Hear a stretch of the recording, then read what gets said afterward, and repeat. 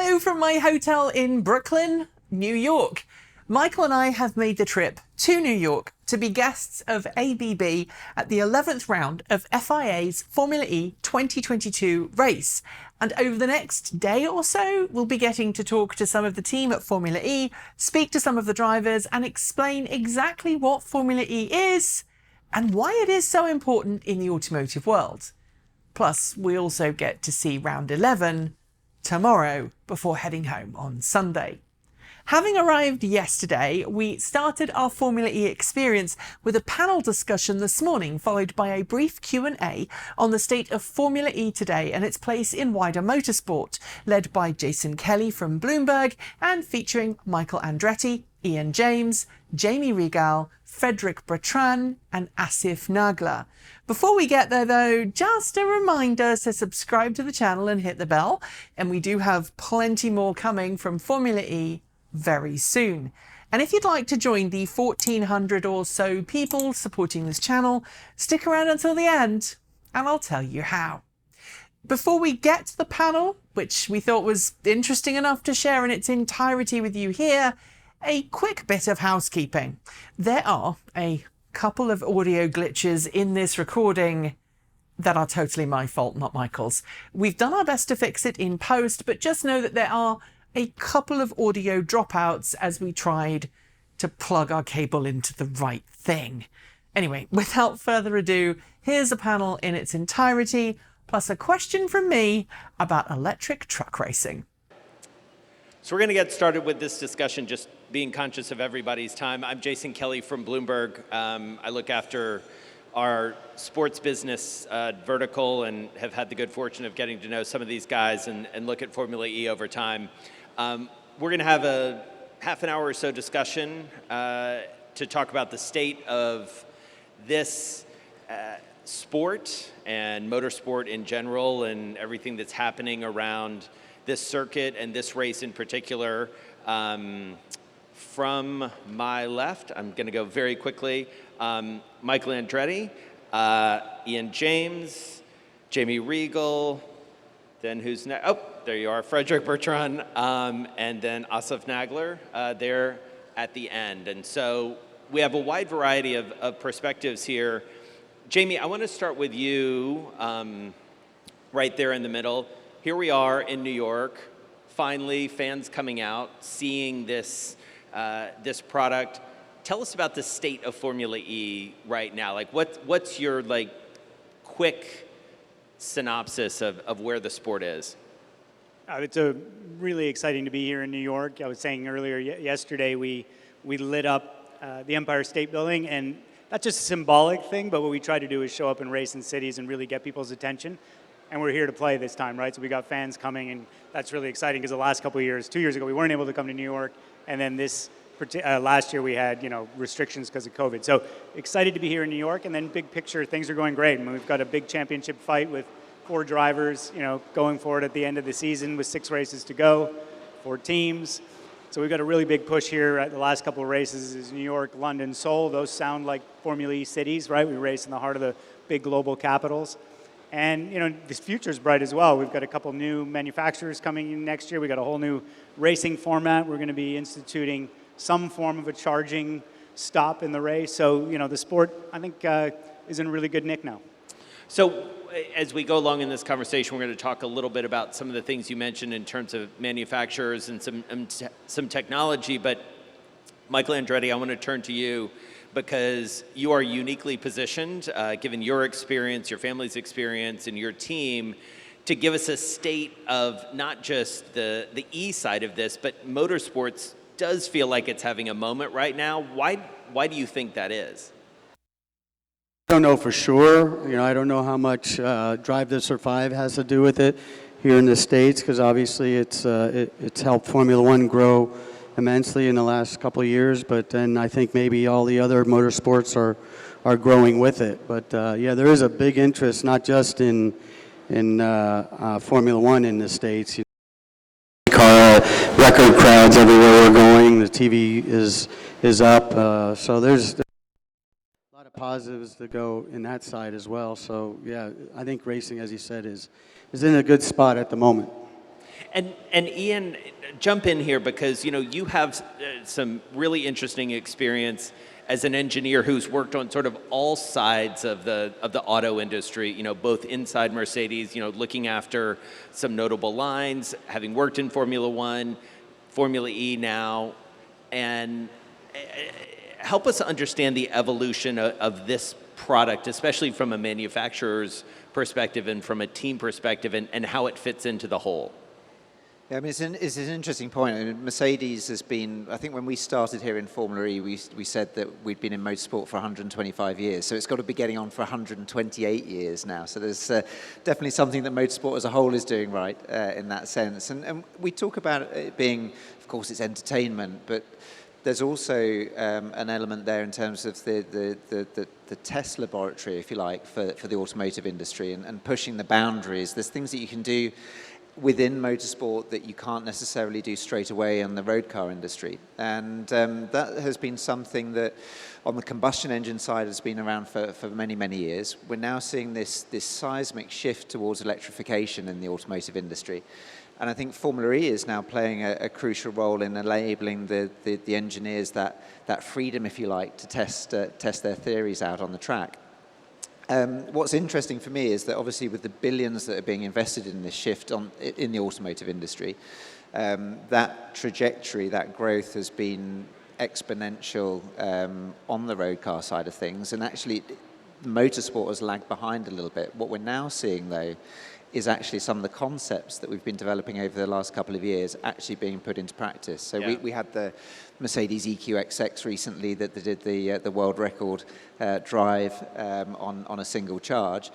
That some of the engineers that have been designing our power unit were directly involved in that as well. So it's great to see that transition taking shape now.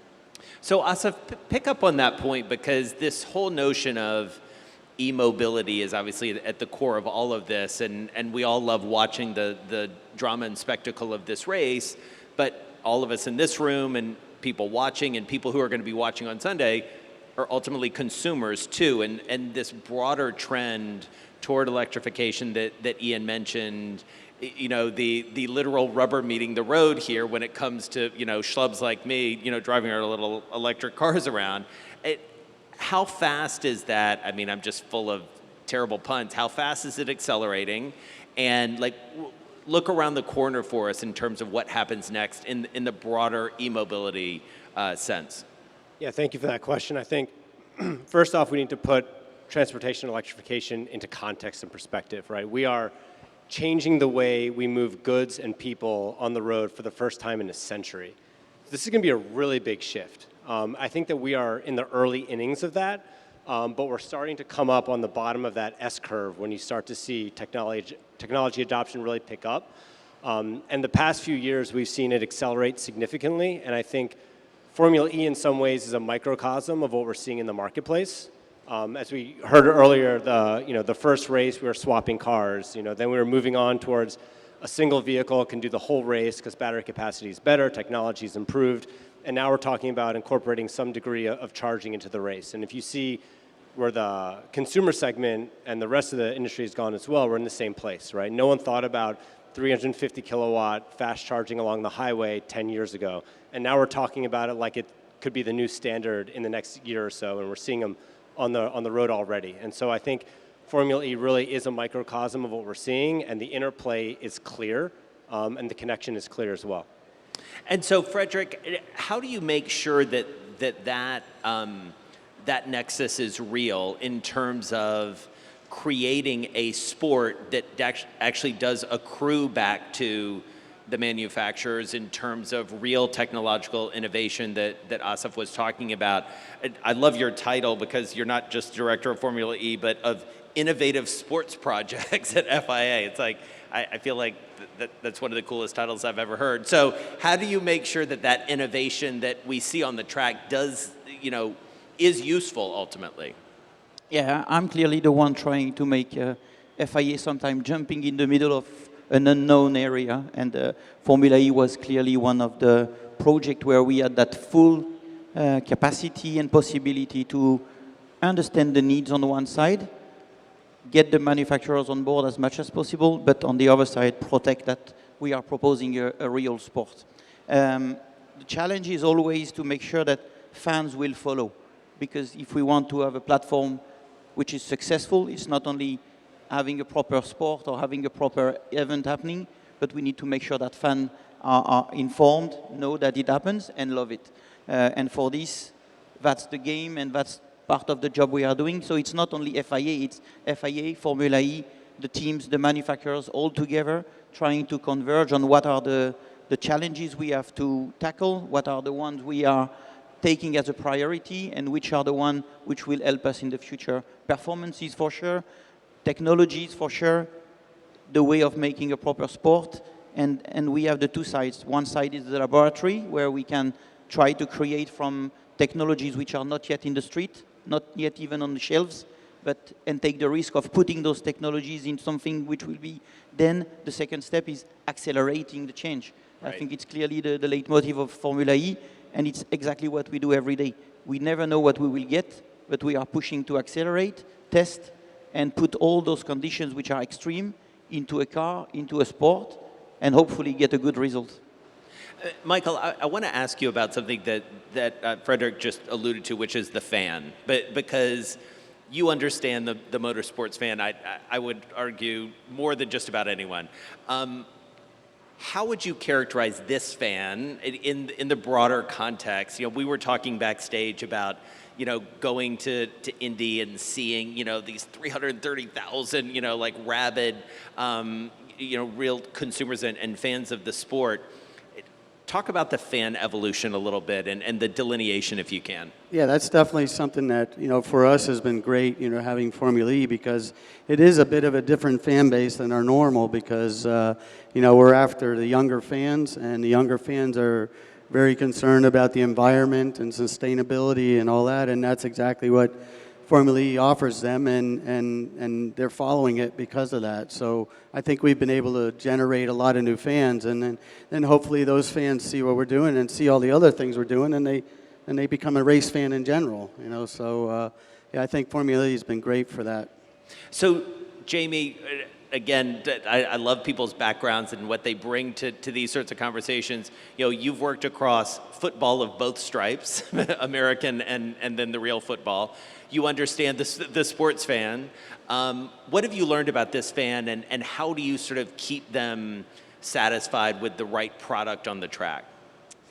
Yeah, so I think one of the things, as someone who was relatively new to motorsport 3 years ago, probably took for granted is the sporting elements in football and soccer, or, you know, European football.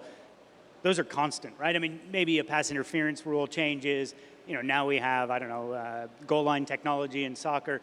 But fundamentally, the rules of the game are consistent. They've been the same for 50, 60 years, and they've built a commercial proposition on top of that. I think what we found with Formula E, candidly, was we had to tweak the formats, right, to make sure that, you know, we're in the fast-moving water for the reasons Michael talked about, right? The younger consumers want to, you know, see sports that reflect their values. We've got a technology shift that's once in a century, so we're in the fast-moving water. But ultimately, if the sporting proposition isn't compelling, then, you know, it's not just because people are driving more electric cars, we're going to have a successful sport, right? So we really looked at that with you know, folks like Ian, obviously working really closely with the FIA and saying, okay, how do we make sure the sporting proposition is set up in a way where the best teams and drivers win? Yeah. And I know that kind of sounds obvious, but, you know, we had some quirks in our structure that meant that wasn't always the case. So you want surprises and unpredictability like you have in sports, but you also want the fans to know, okay, if this driver is the best and he or she has the best powertrain, they should generally be at the front. So we switched our qualifying product last year, our qualifying format. Next year, we're going to try to figure out, okay, how do we institute a charging system into the race? That's super exciting. How do we make sure that's a really exciting element of the sport so that it sucks people in, as opposed to, because no one really wants to just watch someone charge their car. I mean, I hope I'm not offending my friends at ABB or anyone with that. You know, I'm thinking of filming myself plugging my car in at home and be like, here I go. It's not something that like gets your hair, you know, the hairs in the back of your neck going. So we're trying to figure out, working with the teams, working with the FIA, how do we make that an exciting moment? How does it add jeopardy to the sport? How does it allow the teams to express themselves, meaning the strategy that they have when they go in, how long they charge for, what does it allow them to do in terms of unlocking more power? So what's super cool, this is a long answer now, I apologize, but what's super cool with Formula E is we can tweak the rules. Right.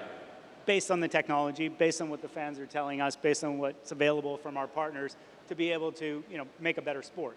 You can't tweak the rules of soccer. Right. Like that would be really controversial. We can play. Yeah. We don't always get it right, but that's kind of the fun piece. Yeah, so Ian, I really want to hear your perspective on this, because you're the guy who has to run the team and be like, okay, now we're going to do this based on this change, whether it's charging or Gen 3, like whatever it is. So how do you do that? It's an interesting point, because I remember distinctly the discussions that we had with the Mercedes board when we first came into this sport, and it was, fundamentally, is it a sport or is it an event? Is it entertainment? And nobody was really quite sure, but we thought we'd give it a go anyway. And I think it doesn't have to be one or the other. I think we're starting to prove now it can very, very much be both. And we're reaching this new fan base because of that. We're seeing, as Michael said, a much younger demographic interested in engaging with sport. But at the same time, we actually took our social media channels from DTM, from German touring cars, which is a real hardcore motorsport fan base. And the vast majority stayed with it. So we transferred them to the Formula E channels, and the vast majority stayed there. So we've ended up sort of with a foot in both camps, if you like, which is hugely beneficial. And then, as Jamie was mentioning, and Fred as well, we've got this opportunity to continue to evolve. And, we shouldn't be afraid to take risks with that. And one of the discussions that we had going back a year or 18 months now was how do we now make sure that we're becoming more of a meritocracy in terms of a purer sport? And that drove the qualifying format change, which I think has been a huge success this season. It gives even more credibility to the whole format. So I think that continual evolution, is it challenging for the teams? Of course it is, as it's moving. But at the same time, we very much have a vested interest in growing the sport and working together in collaboration with the FIA, the FIO, the other teams and manufacturers. I think we've got a great opportunity to do that. So it's good fun. Right. So Asaf, and I want to ask you this and then have Frederick build on it, which is this notion of we all, as much as we love this sport and love being out here and all of that, we're operating in a world that is very complicated when it comes to inflation, when it comes to oil prices, when it comes to supply chain. I mean, we were talking backstage about how befuddling that is to so many, because it affects every single one of our businesses in some form or fashion. What's the net effect of that as you look across, just using this as a jumping off point? Does it help? Do those sort of crosswinds help, hurt? Like, what's the net effect? I mean, I think when you have externalities like that, it ends up driving innovation even faster, right? It pushes you to make the changes that you were thinking about, but now are really going to make. You think about the pandemic and what it did for work and how we work. It really has changed that. And I think we're seeing the same thing for vehicles as well. When particularly with oil prices up, it's driving people to really think about going electric at a more rapid pace than they would have otherwise. And so, the transition is unstoppable in my mind, and you see the vehicle OEMs are all on board. It's a better driver experience. It's a lower total cost of ownership. It also is good for the environment, right? It's just a really, it's kind of hard to argue against those benefits, and I think we're just seeing it actually accelerate more. And so, Frederick, looking across the entire FIA portfolio, as it were, how do you see this playing out? I think to answer the question on what can we bring, I would say simply if we can first of all bring one good moment for people watching for 1 hour, that they have a simple, intuitive show, that would be already one good thing. Give one good moment and some good moments. On the technological side, what we see is that what is driving us right now is ambition. We have to be more ambitious because for sure unknown makes people getting afraid. And it's always difficult to manage those transition periods being a little bit in the middle. So we need to be ambitious and push forward, not being limited by some restrictions on will it work, will it not work. We have to push and make it work. On the portfolio side, it means that everything is evolving and we have to develop alternatives also to traditional motorsport, like e-sport, for example, where we are working hard on proposing some specific content. And this in link with traditional motorsport. We are, for example, developing some activities with Formula E on having a specific competition on e-sport. And those additional areas where we can add new technologies in the content of sport itself plus new technologies in the content of new sports, creates a portfolio which will for sure be very different. The one we know today, the one we know we will see in 10 years, and the one we will see in 20 years. Electric has a big part for sure, but probably other technologies or other way of electrifying motorsport. So, Jamie, and we're going to turn it over to questions from the audience in just a minute, but, you know, I do work for Bloomberg. I like to talk about business. I like to talk about sponsors and manufacturers and things like that. Help us understand what's sort of around the corner in that regard and what you've seen over the past couple of years in terms of manufacturers' commitment, enthusiasm, sponsors, et cetera. Like what's the state of the business when it comes to that element? So let's separate manufacturers from sponsors. So I think from a commercial perspective, you know, Formula E was pretty unique in world sport in the sense that we commercialized very heavily. If you look at all those logos, very, you know, top quality, you know, Fortune 500, kind of, to use an American term, Bloomberg 50 type companies. You know, very premium marks. Buying into the fact that we were innovative, that we were a disruptor, and the fact that we were, you know, the good guys, so to speak, in terms of, you know, the climate debate. We were not getting paid, if you will, just to be really direct about it on the commercial side, because of the audience we were delivering, right? Compared to the NFL, compared to Indy, compared to F1, right? So people were buying into the future, right? What we're trying to do then is grow into that, right? So that's all about broadcast distribution, digital, et cetera, to grow the audience, having more fans at the events. So if I look here in the US, these two races this weekend will be on CBS broadcast, not just the CBS Sports Network. That's super powerful, right? Because that just means the level of the audience and the exposure to the product is going to tick up. All things being equal, as Fred said, if we have a good sporting proposition, we have a great race, we have an exciting qualifying format, people will come back, right? So they get exposed to the product, we're on the shelf, you come back and you buy again. On the manufacturer side, you know, look, I mean, it's well known, so, you know, we lost several manufacturers. Ian is going to have to change his T-shirt next year. I look good in papaya. It's all good. He looks good in, yeah, exactly, any color.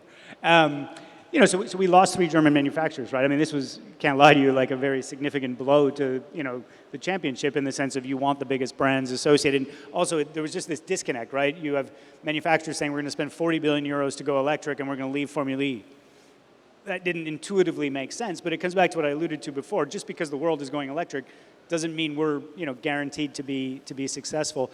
That's why the sporting proposition matters. That's why we got to grow and be in more cities. Next year, we're going to go to Cape Town, Sao Paulo, and Hyderabad. So we're adding, you know, India, South Africa, and Brazil as new cities. Better broadcast TV distributions, and we brought in a cost cap, right? So we brought in cost controls on the sporting side to make sure that, you know, Michael and the team owners can hopefully, you know, not only you know, not lose money, but actually become a profitable enterprise, right? I mean, we need to make sure that our teams have a healthy business model. So you take all that together, now we have Maserati coming in, McLaren's taking over the Mercedes team. That's why I'm really excited about going into next year, not just because it's my job to say so, but I think that the changes we've made over the last couple of years have created those conditions for more to come in. And, you know, I think we're having lots of conversations with other folks who aren't in now, who maybe a year or two ago would have said, how's Formula E doing? Not so sure. Now they're seeing that, you know, we're on the up again, and the conversations are better. Right. And so, Michael, thinking about, again, you know, you have the span of a portfolio that really goes across motorsport in many ways. What have you seen in terms of the evolution, you know, talking about sponsors specifically, in terms of who's interested in backing these sorts of teams, understanding who the audience is, going back to what you said before about, you know, this is a younger demographic, you know, more ecologically focused, et cetera.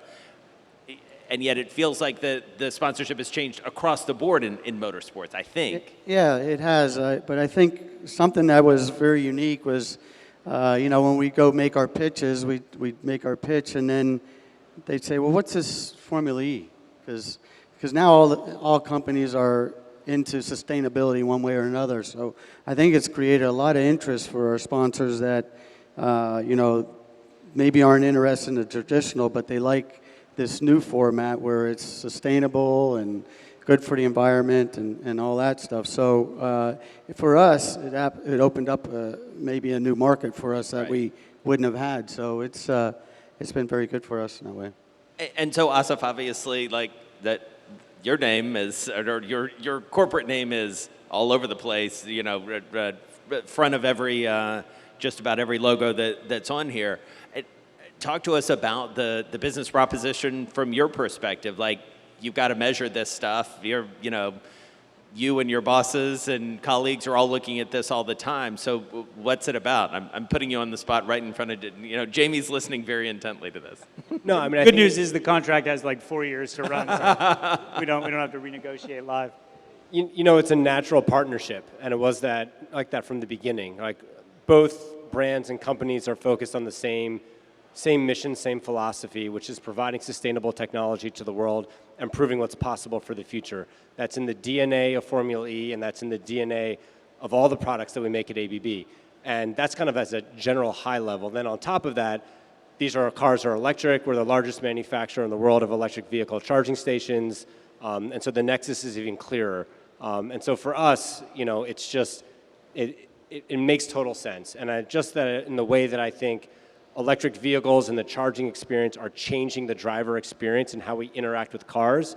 Formula E has so many innovations in racing that it's also revolutionizing how people race and how people interact with the whole experience as a fan. And so I think it's really on the philosophical level we're aligned, and even on the specifics and how we do our business and the product we deliver, it also is so much alignment there. I think maybe just to pick up on that, one of the things that has, I think, been so refreshing from my time here in Formula E is that, we're talking about ABB and the series partnership that they have, but they're very much an intrinsic part of the series itself going forward. And there is not one of our partners who hasn't played a role in the success of the team in some way or another. And that's a very different proposition to what we had probably 10, 15 years ago in motorsport, and Michael knows this better than I do, but I think then you really were talking about a sticker on a car and just getting the media reach and so on and so forth. That has fundamentally changed, whether we're talking about sustainability, whether we're talking about the car performance itself. As I say, every single one has played a role, and there's an element of that success that they've taken with them, and I think that's a really powerful thing. So those partnerships and the way that they work, it's been a game changer.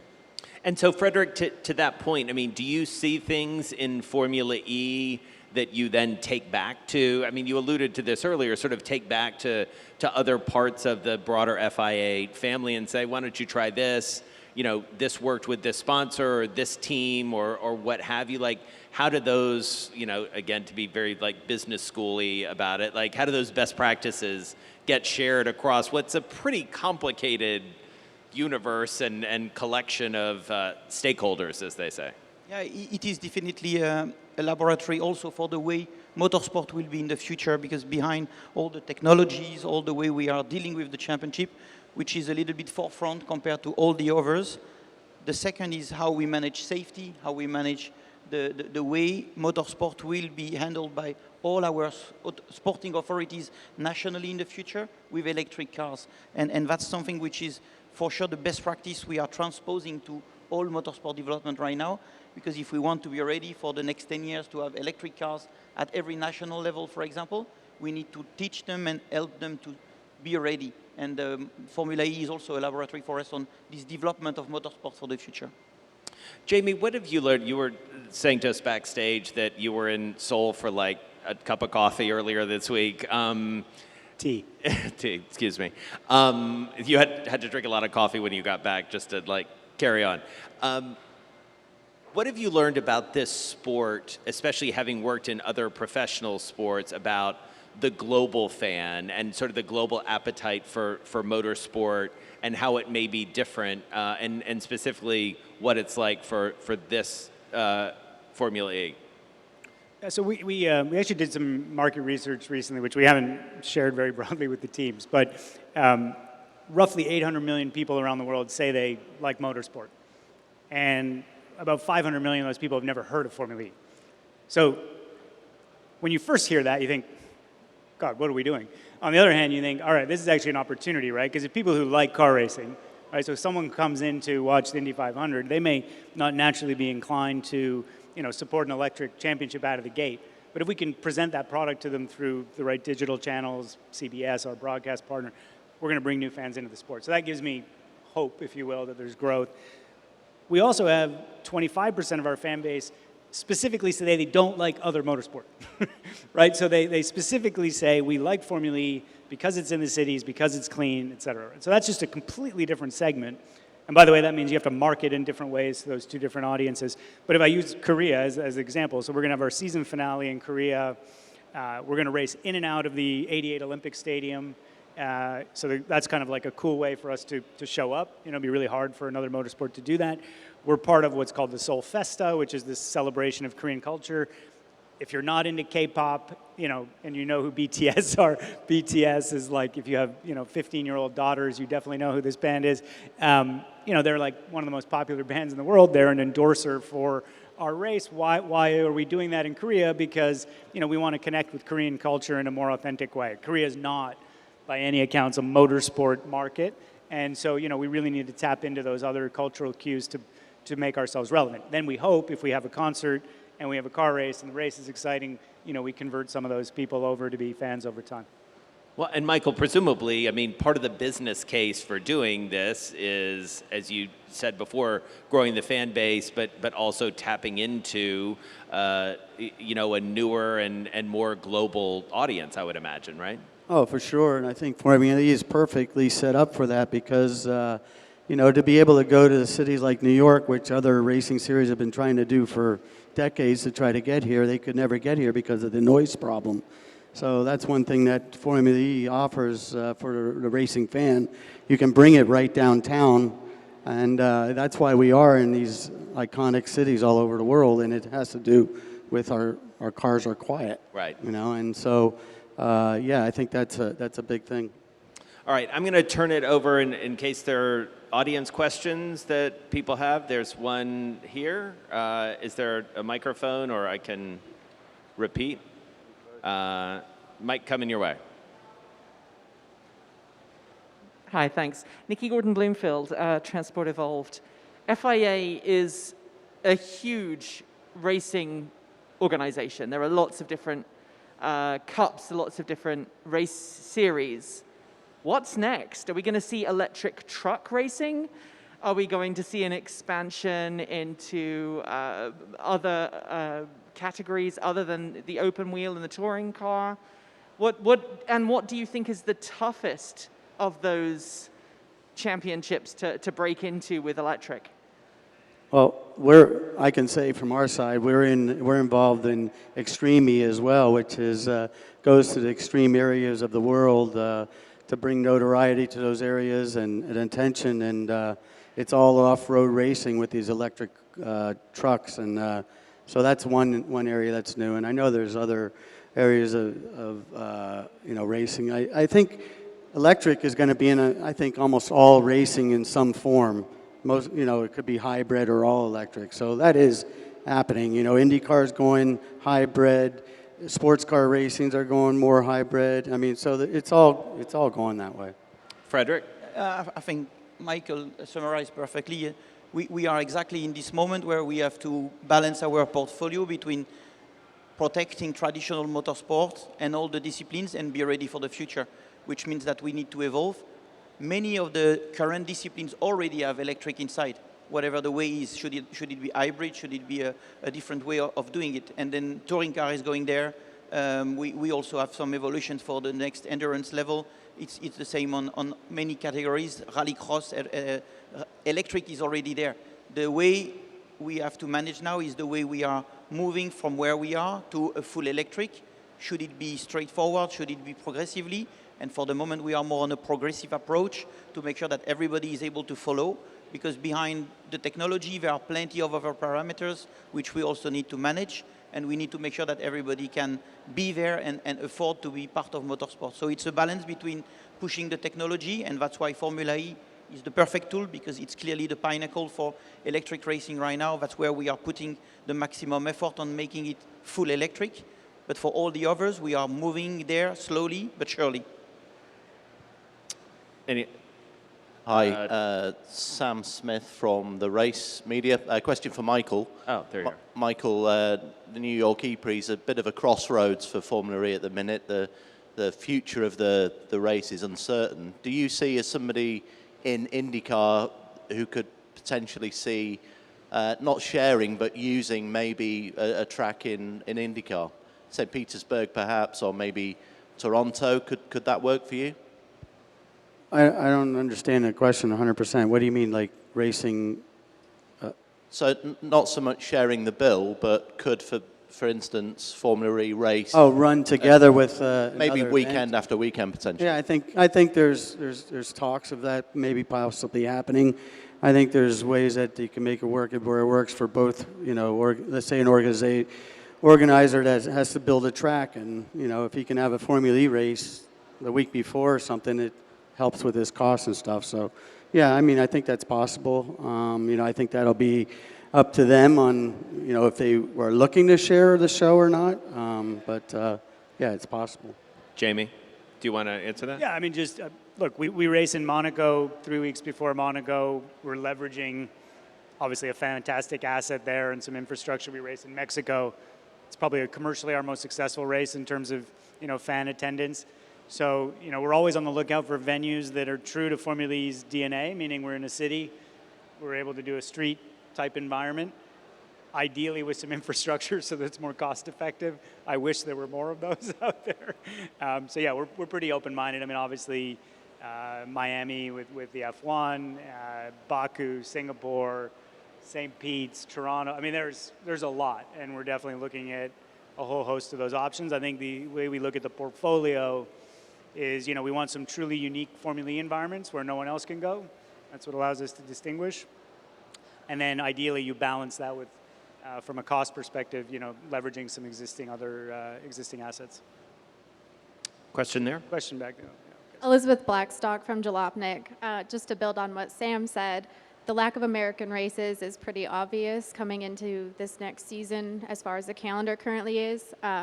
Jamie, are there plans to pursue new areas of America? And Michael, does a lack of American races impact your desire to be a manufacturer in a series? Not really. I mean, it's obviously nice to run and race in your own country. This is a big race for us, obviously, but it is an international series, and we are, you know, we're happy to be racing all over the world. But, you know, do we have to have a race here for us? No, we don't have to, but it's a nice thing to have for sure. Yeah, I mean, our ambition is to be a top-tier sport, and, you know, we want to be as global as we can. You know, next year, like I said before, we're adding India, we're adding Brazil, we're finishing our season in Korea. So, you know, we look at the overall series, we want to grow the number of venues, grow the number of races as much as we can so we can increase the footprint. There's no doubt that you want to be in North America. I'll define it a little more broadly, right? Mexico, New York, Vancouver is still a possibility for the future. So I'd be very surprised if we don't have a U.S. race next year. Can I look you in the eye and definitively say it's going to be here? I can't. That's why we put it as a TBC.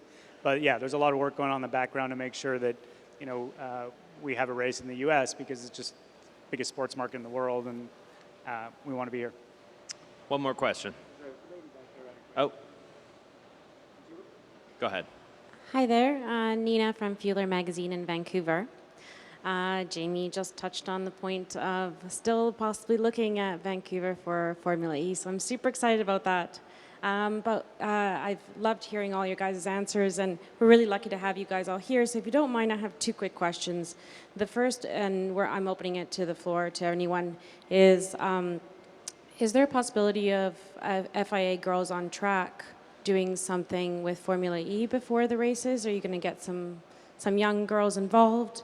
And the second is, we'd really love to know you guys on a little bit more of a personal level.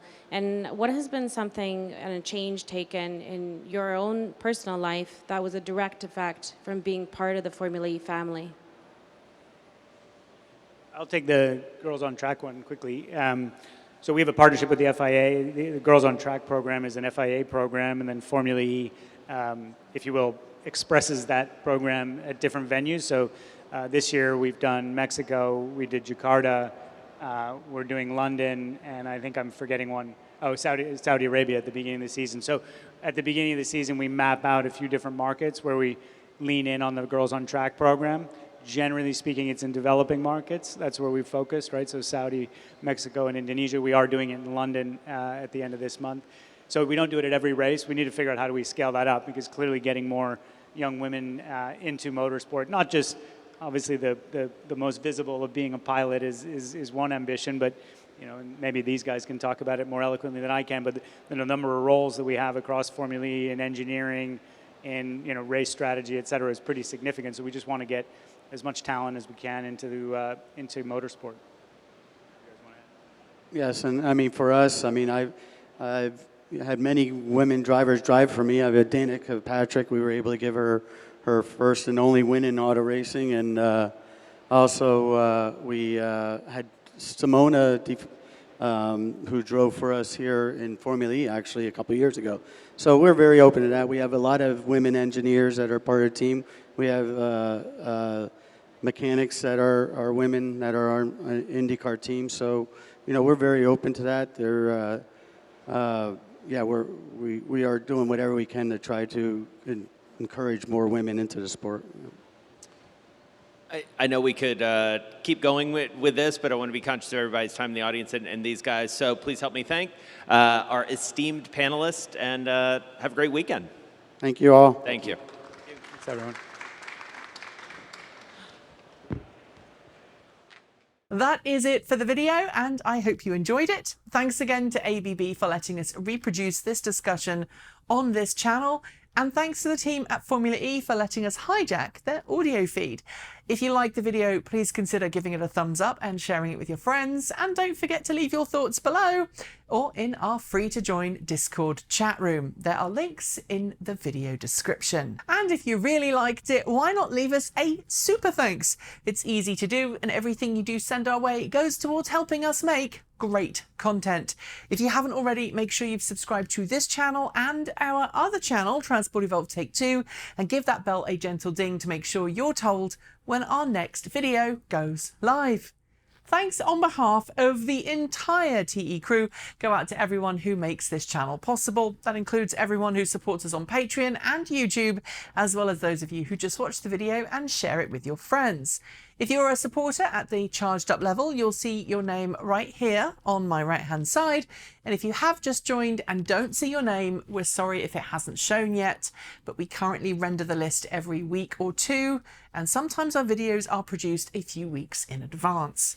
Thanks to our self-driving tier supporters, Chris Maxwell, Pedro Mura-Pinheiro, Patrick Boyarski, Bennett Elder, Brian Newton, Dave Kitchen, Michael Goad, Ricky Leon, Andrew Martin, Guido Drahota, Brophy Wolf, Tazla in the Gong, Gordon C, Stephen O'Donoghue, Carl Hodgson, Anthony Coates, Regine Fellows, Dan Blair, Jim Vaness, Chris Centaur, Chris and Michael Johnson, Peter Dillinger and Denny Hyde, and of course, out of this world thanks to our Starman level supporters. They are Anonymous Freak, Marcel Ward, Reggie Watts, Rory Litwin, Joe Bresney, Reedar, JP Fagerback, Russ, Will Graylin, Matthew Drobnak, Blue Says Hello, Kevin Burrowbridge, John Lyons, Andrew Glenn, Paul Conway, Laura Reynolds, Ellery Hensley, and Ian.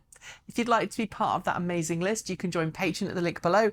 Hit the join button to support us on YouTube, or show us your support by heading to Ko-fi, which we are using right now, to help fund coffee on our trip. Or you can buy some cool swag from our swag store. I will be back soon with more great content, but until then, thanks for joining me. See you soon, and as always, keep evolving. That's good. Perfect.